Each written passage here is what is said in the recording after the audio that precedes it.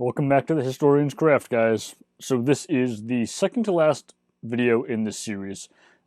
So in the previous video, and really the past couple ones, we've covered a lot of, the Tokugawa period, the Tokugawa shogunate, and a lot of the build-up to the Meiji Restoration, or the Meiji Revolution, depends how you want to look at it.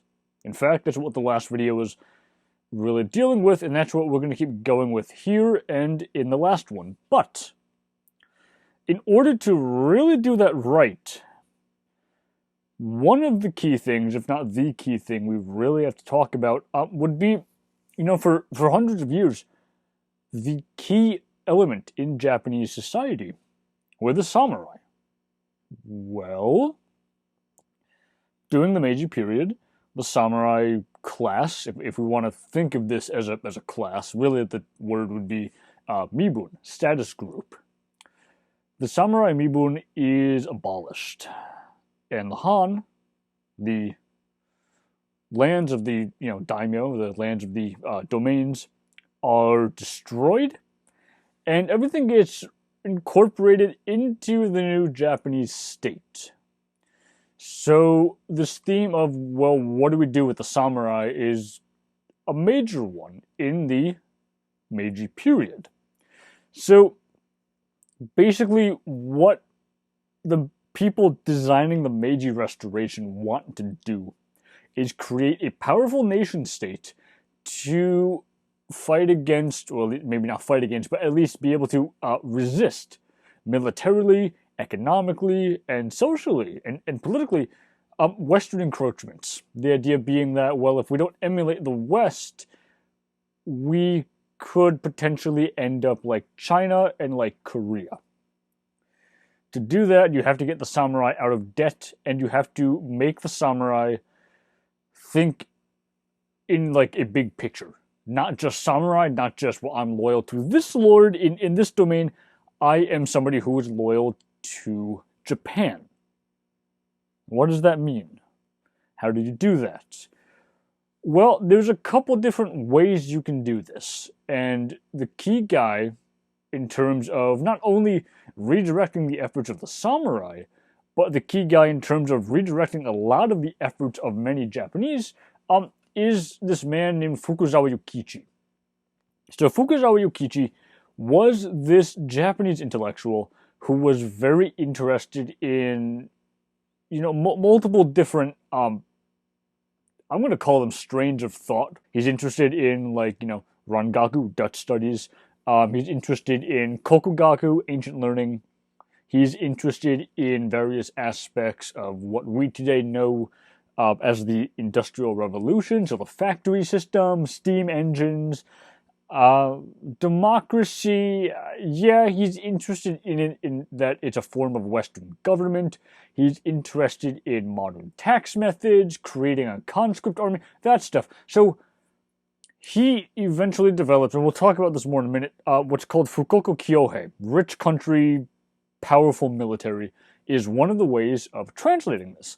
Additionally, we have this other guy, Masayo Miyoshi, and he writes this book called As We Saw Them.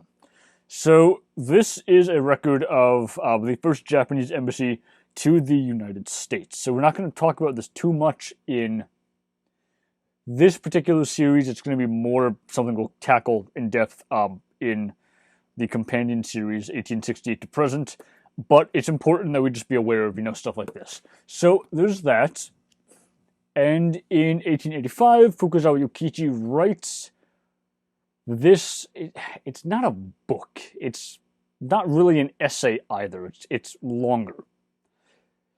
It's called Escape from Asia. Basically, the point is, well, Asian culture, East Asian culture, Japan, Korea, China, Mongolia, isn't able to stand up to Western, insert thing here, government patterns, social institutions, military technology, etc., economics. If we want to avoid the fate of China and the fate of Korea, that is basically being semi-colonized by Western powers, losing a lot of your autonomy, we have to emulate the West. So, hence the title, Escape from Asia. Leave the Asian way of doing things, maintain that as your core of your identity, who you are Japanese, you are East Asian, but everything else you do, taxes, government, religion, military, industry, that's all Western. Bring in the good parts of the West and rebuild Japan from the ground up. For Fukuzawa Yukichi, this is basically a no-brainer. I have this quote from him towards the bottom half of these notes, and it's kind of sums him up very well, what he believes. The wind of Western civilization blows to the east. Every blade of grass bends to it. Meaning that the tide, the wind, however you want to think of this, of Westernization, of Western civilization, is unstoppable. If you want to survive, if you act like a tree and you are strong and inflexible, the storm is going to uproot you and knock you down. If you want to survive, you have to act like grass. You have to be flexible, you have to be pliable, because during a windstorm, what happens to grass? It bends over, the wind passes, and the grass springs right back up. Japan is going to function as grass. They're going to take the brunt of Westernization and use it to rebuild themselves. So, he's also noted for saying that, the movement of a civilization is like the spread of measles. You can't stop it. So Western civilization, on the other hand, can be viewed as a disease.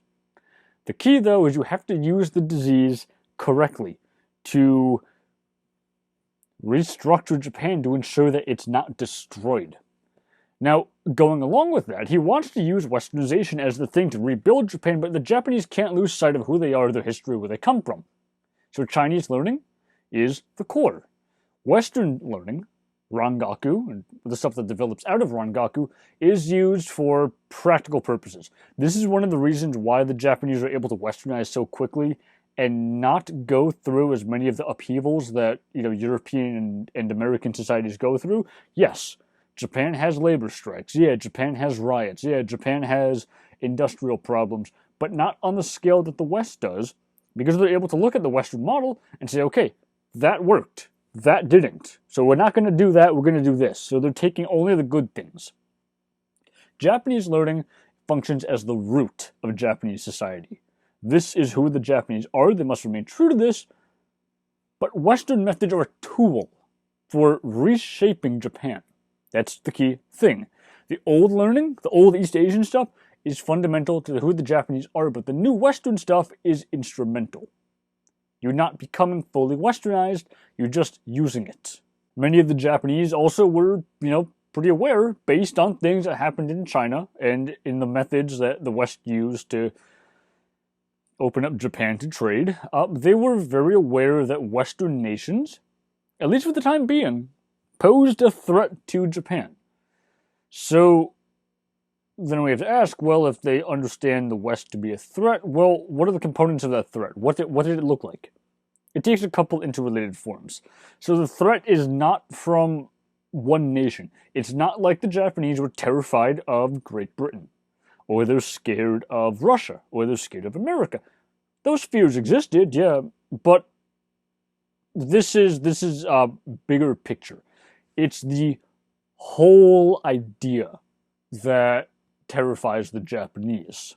It makes them realize that if we don't adopt these things, we could potentially be destroyed. So it's not any one nation. It's from several, all of which have several common attributes. So modern militaries, things like modern cannon. Eventually, you get stuff like the Gatling gun, and then the Maxim gun, needle guns, bolt-action rifles, etc. The Japanese were still working with arquebuses and muskets when the West shows up. So there's that. They're aware the West has frigates, and then they have what are called black ships, ironclads, things that are coated in armor that you can't necessarily destroy with cannon. So there's that. There's the technological threat, the factory system. Industrialization could overwhelm the Japanese economy. There's economics going along with this, the spirit of capitalism. There's ideological threats, Christianity especially, because the Japanese try to get rid of this once already. And taking that together, well, then what do Western powers have in common? Well, in short, wealth, power, education, science, and philosophy. What Fukuzawa Yukichi calls civilization. So, with that said, the West has civilization. Well, if the Westerners are barbarians and they have this, the Japanese are the enlightened people, they don't have this. How do you reconcile these things? The question many Japanese asked is, well, are the Westerners, whoever they are, British, German, French, whatever, are they fundamentally different from us, from the Japanese? The answer of the leaders is no. They have different methods. But we're not so different. We can use those methods. We have to do this. Otherwise, again, we're going to be destroyed by the West. We're going to be taken over. We're going to be colonized. So the primary goal, one of, if not the primary goals of the Meiji Restoration, is to build a powerful modern nation state along Western lines. To do this correctly, you need a modern form of nationalism. So in the Tokugawa period, yes, there was something of a shared sense of a shared identity of being Japanese. There was a flourishing book culture among the educated, I guess what we would call like the middle class. There were philosophies for all the farmers, all the peasants. The samurai understood themselves to be members of a certain status group. People traveled a lot, people moved around a lot. So there was a shared sense of being Japanese. But it wasn't nationalism, not in the way that we understand the term today. In order to create nationalism, that shared sense of Japaneseness has to be ramped up a lot. This is one of the things the Meiji government tries to do. They don't want you to be passive. They don't want you to be like, well, I'm Japanese. I have a common identity with my neighbors. I love my country. But, not that big of a deal to me. They want active, conscious nationalism. They want you to say the Pledge of Allegiance every day. They want you to live, breathe, eat, sleep, and die, understanding that you are Japanese, that this is your identity. So they have to construct this. This doesn't just come out of nowhere. It's a process of becoming. It's something that's built up over time. Well, nationalism, like so much else, loves its symbols. So how do you unite the Japanese people? Well, the shogun's gone. The samurai, yeah, they're important to Japanese society, but they need a real symbol. There's the emperor. Part of the development of Japanese nationalism, and we'll talk about this more in that series I have going on it once I get back to it, is you develop the modern Japanese nation state. You have to figure out where the emperor fits into the whole picture. So the emperor is available then as a unifying force. He or she, although in the modern day it's basically always he, becomes a national symbol of Japanese nationhood, Japanese culture, Japanese psychology, and this is something we'll talk about more in the other series once we get into like World War II. And he becomes a religious centrifugal force. So this thing in Japanese society that we call Shinto, for much of Japanese history, was remarkably decentralized. It's something that comes into its modern form in the way that we understand it today in this period, because you have to work with the emperor. In 1854, the Bakufu basically says that ships should fly the rising sun flag. So the modern flag of Japan. Sunrise Land. This is when that really starts. 1868, Imperial Chrysanthemum Crest is designed. So I'm going to throw a picture of that into the bottom right-hand corner of the screen. If you are interested in Japan, you probably already know what it looks like. 1868, we have the Charter Oath, and we'll talk about this more in a couple minutes. Then, 1868, the emperor is moved from Kyoto to Edo, which is renamed Tokyo, Eastern capital. Also in 1868, again, Edo was made the Eastern capital. 1870s, ships, basically all ships, fly the rising sun flag. So we have this idea of the national flag coming about. 1871, we have an imperial flag prototype. So the rising sun flag, which you see in World War II with the rays coming out of it. This is when that comes about, 1872, 76, 78, etc. We have multiple imperial tours of the country. You can see everything else on the screen here, but this is all these are all key developments in the development of the modern Japanese nation state. The Japanese Constitution, which has a huge influence on the way that World War II was conducted. And we'll talk about this more in other videos, etc. So the key difference between this and what came before is that the Tokugawa shogunate, the Bakufu, does not... They didn't govern Japan. They didn't rule by cultivating some kind of a common... whatever you want to call it. A common identity, a common sense of Japaneseness, a common idea of like a centralized government. Tokugawa Japan was fractured. If you ever want to describe Japan, and I've talked about in other videos why this isn't necessarily a good idea, but if you want to call Japan feudal, the only time you can really do that and really have it make sense is the Tokugawa period. This is the period when there is the emperor in Kyoto and the shogun in Edo in Tokyo, and then all the other different daimyos have their own independent or semi-independent lands. That's the way they governed. The Meiji period changes this. And changes it drastically. How do you do this? Well, the Tokugawa limited travel. The Meiji say no, unlimited travel. People can follow their dreams. They can pursue whatever they want to do, so that there's no discontent, no strife in the country. You want to have domains? Well, we're not going to have domains anymore. All the land is going to be given to the emperor, and then it's going to be reparceled out, and we're going to develop, provinces, like modern state systems. We're not going to have any samurai anymore. They're abolished. We're not going to have daimyo anymore. We're going to have imperial governors, etc. So it's a drastic change from the Tokugawa system. So with all of that said, okay, yeah, the Meiji system is becoming more centralized, but we still have to talk about the emperor. So the way that Tokugawa structured labor and what we in the modern day would understand to be class divisions, even though that's not the word they used, a generalized cut-down form looks like this.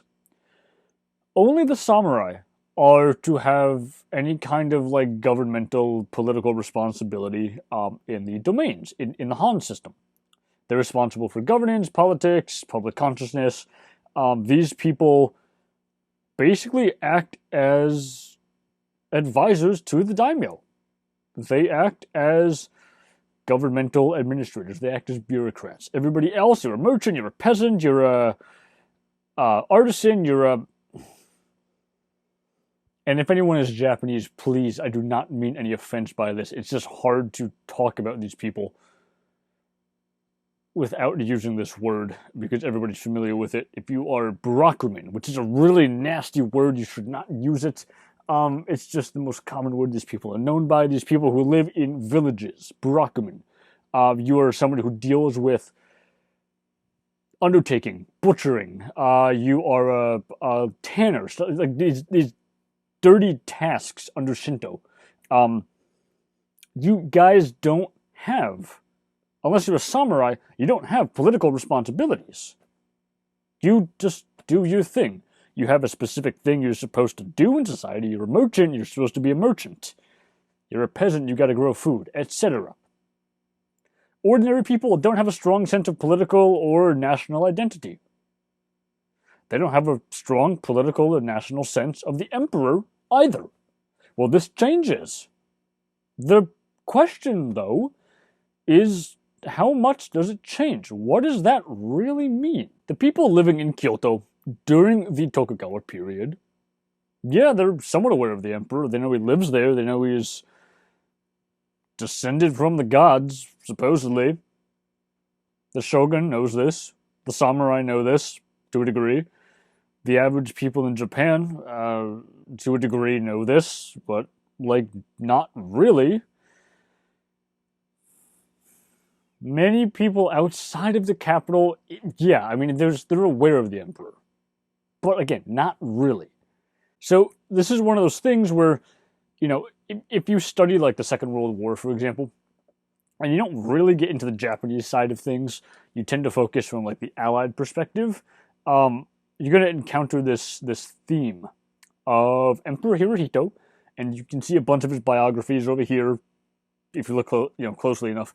You're going to encounter this theme that Hirohito is like this divine emperor, and all the people have this like undying loyalty to him, and he's basically like a dictator.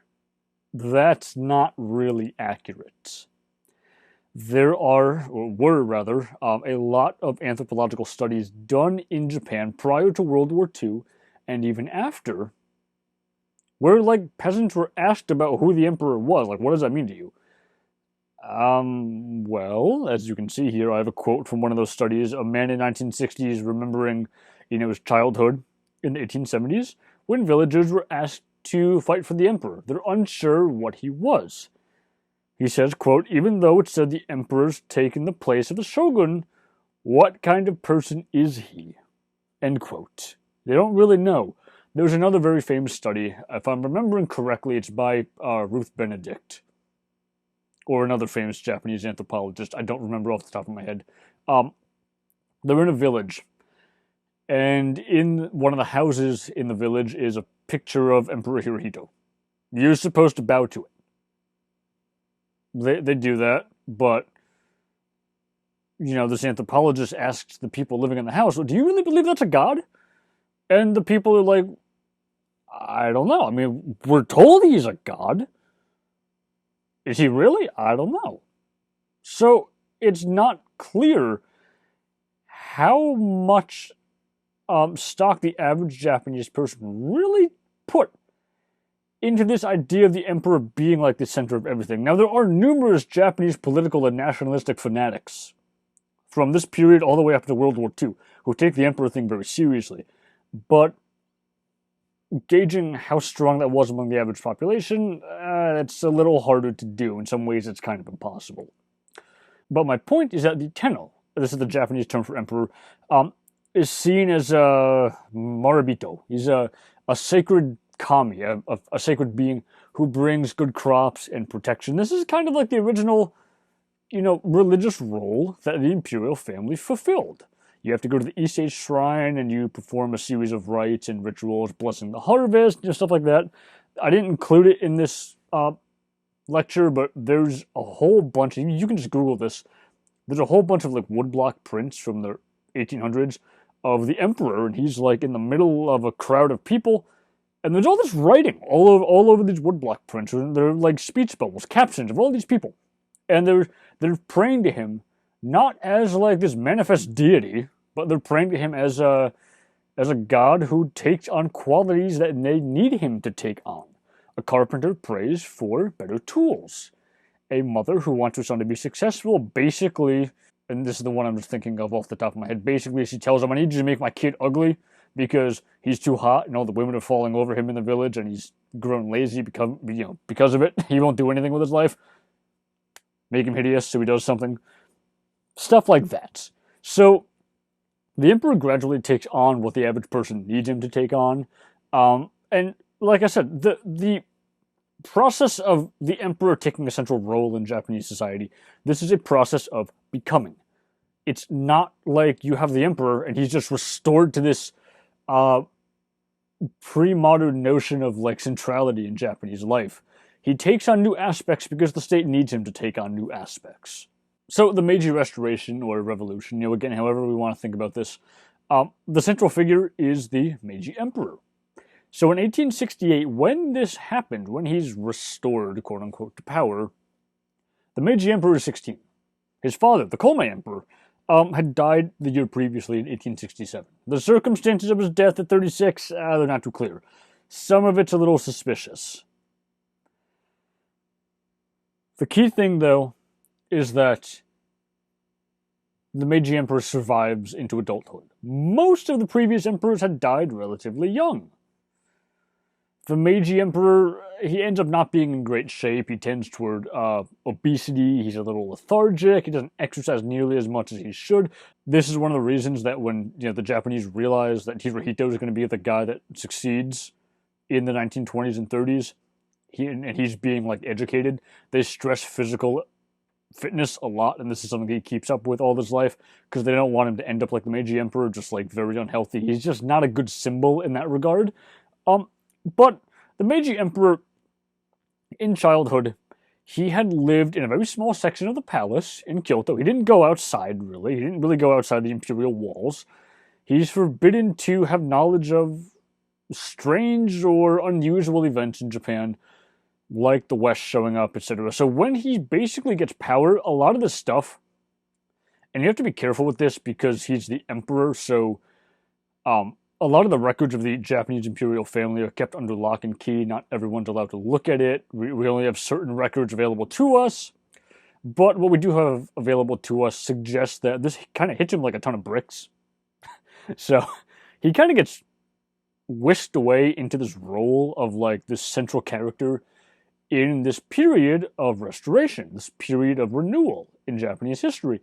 So Meiji's the only child of Emperor Komei to survive. So Meiji has 15 children, 5 of them live to adulthood, including the Taisho Emperor, who has something wrong with him. It's been speculated it's meningitis, we don't really know. We'll talk about it more in the other series, but he doesn't seem to be all there.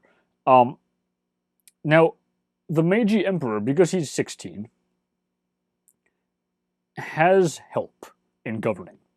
These people who come from other domains, notably Satsuma and Chosu, in addition to Tosa and some other ones, who basically exert power over the emperor. They kind of act as his cabinets. And when the Meiji oligarchs become older, they become the Genro. These are elder statesmen. If you guys have listened to Dan Carlin's Hardcore History podcast on the Supernova in the East, you probably are somewhat familiar with these guys. Many of them at the time of the Meiji Emperor coming into power are fairly young, like 20s, 30s. They're fairly self-confident. Some of them are very self-confident. And they don't surrender their power until they're very old or until they die. Over the emperor, they maintain influence, and they basically use him to help carry out their agenda of, rapid industrialization, rapid transformation, and rapid westernization of Japan from above. So this is one of the reasons why you can view this period as a revolution, because of what the Meiji oligarchs, the Genro, are trying to do here. So this overall time period, 1868 to...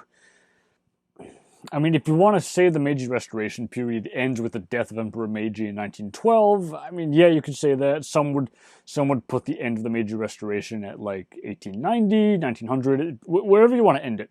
It's a period of potential, political instability. There is some economic chaos. Initially, there's not a well-coordinated, well-functioning, well-oiled central government. So, why is this the case?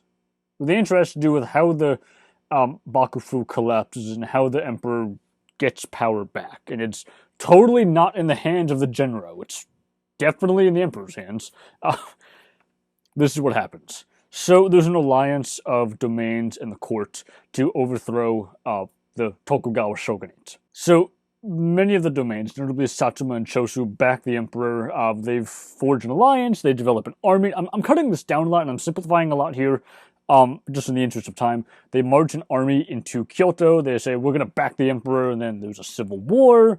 The shogunate's defeated, and the emperor has power back. So the problem then becomes, well, we have about 280...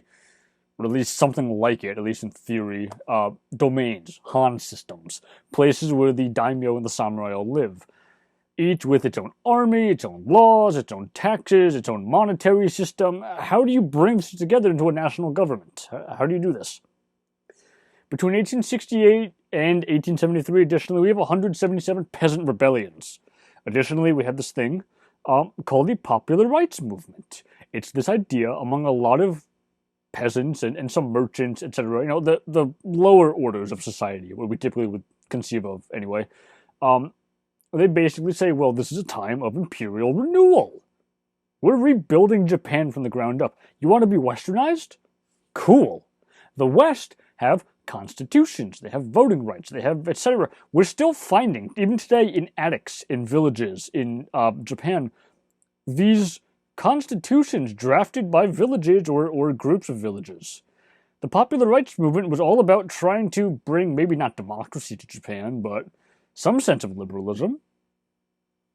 That's a problem. The Meiji oligarchs don't want that. They don't want democracy, not really. They go with it eventually, but they change it, and we'll talk about why that is in later videos in the companion series. But this is a period of political chaos. Additionally, we've got, foreign troops, warships, they're in Japan. I mentioned in, a past couple of videos, Japanese firing on British and Dutch and American ships, and the ships firing back. It's political chaos. Well, this is basically what you do. In 1869, Chosu, Satsuma, and Tosa and Hizen, they agreed to basically surrender their lands to the imperial system. So the imperial system now controls these large domains which back the emperor. A little while later, we have other domains that do this of their own volition, but eventually, even if they're ordered to, under threat of violence, the emperor gets all of the land. The imperial system gets all the land in Japan. And they are then parceled out and redivided up into prefectures, which is what Japan still has today. Many of the daimyo become imperial governors. Some of the daimyo stay on as the genro, the Meiji oligarchs, advisors to the imperial system. So by 1869, 1870, we have a new Japanese aristocracy, the Kazoku, which is established out of daimyo and the old court aristocracy. So these really eventually develop into the genro. And in 1871, we have domains basically formally abolished. Again, they're replaced with prefectures, and they're administered by a national government. So the daimyo become bought off, the samurai become bought off, their koku stipends are converted into monetary bonds, and gradually we have centralization under the new Meiji imperial system. This is the second to last video. So, with that being said, I'm going to close the video here because I touched on everything I want to. In the next video, we are going to wrap up the series and talk a little bit more about the Meiji Restoration. So I hope you guys all enjoyed. Hope you found it enlightening. Take care, stay safe, and I will see you all next time.